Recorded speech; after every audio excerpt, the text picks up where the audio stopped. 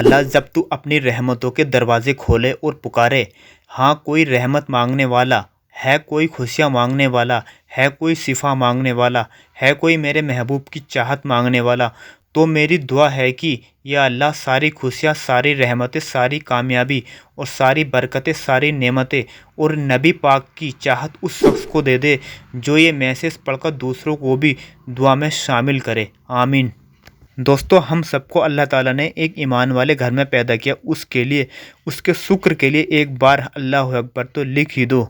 दोस्तों, हम सबको मालूम है जैसे कि अल्लाह ताला ने हम सबको यहाँ पे एक इम्तिहान के तौर पर भेजा है, और अल्लाह ताला ने दोनों रास्ते बता दिए हैं, जन्नत का रास्ता भी और दोज़ख का रास्ता भी। हमको तय करना है कि कौन से रास्ते पर चलना है, जन्नत के रास्ते पे या दोज़ख के रास्ते पे।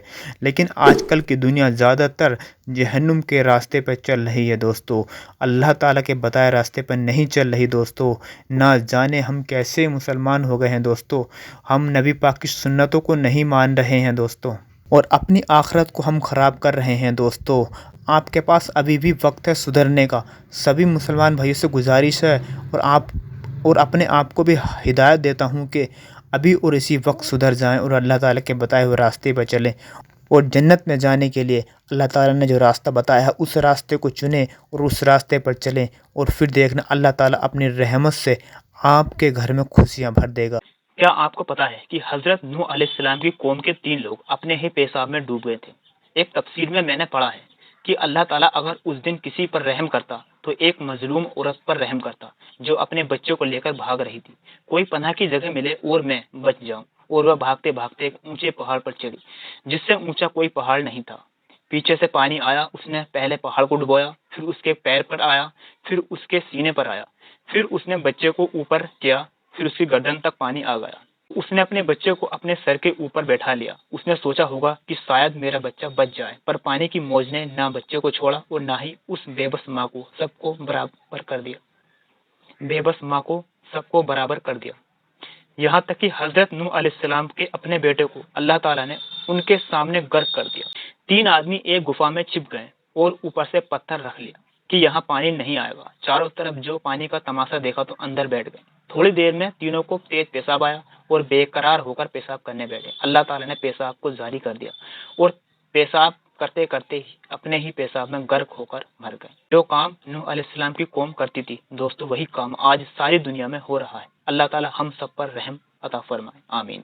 हजरत जुनैद बगदादी रजी अल्लाह अन्हु फरमाते हैं कि मुझे तो एक औरत ने तौहीद सिखा दी। किसी ने पूछा कि हजरत वो कैसे? हजरत फरमाने लगे, मेरे पास एक औरत आई जो पर्दे में थी। वो कहने लगी कि मेरा शौहर दूसरी शादी करना चाहता है, आप फतवा लिख कर दें कि उसको दूसरी शादी करने की इजाजत नहीं है। उन्होंने समझाया कि अल्लाह की बंदी, अगर वो अपनी जरूरत के हिसाब से दूसरी शादी करना चाहता है तो शरीयत ने 4 शादियां करने की इजाजत दी है, मैं कैसे लिख कर दे सकता हूँ?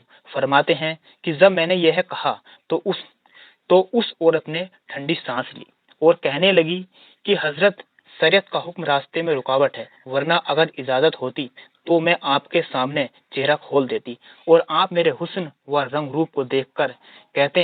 रूप को देखते तो आप इस बात के लिखने पर मजबूर हो जाते कि जिसकी बीवी इतनी खूबसूरत हो उसको दूसरी शादी करने की क्या जरूरत है। हजरत जुनैद बगदादी फरमाते हैं कि वो औरत तो यह बात कहकर चली गई, मगर मेरे दिल में यह बात आई कि ए अल्लाह, आपने औरतों को इतना हसीन बनाया है कि उसको अपने हुस्न पर इतना नाज है कि वो कहती है कि मैं जिसकी बीवी हूँ अब उसको मोहब्बत की नजर दूसरी औरत की तरफ डालने की इजाजत नहीं है। तेरे अपने हुस्न व जमाल का क्या आलम होगा? आप कहाँ पसंद करेंगे कि आपके होते हुए कोई बंदा मोहब्बत की नज़र किसी गैर की तरफ उठाकर देखे? दोस्तों, आपको इस वीडियो से क्या सीख मिली, कमेंट करके ज़रूर बताएं।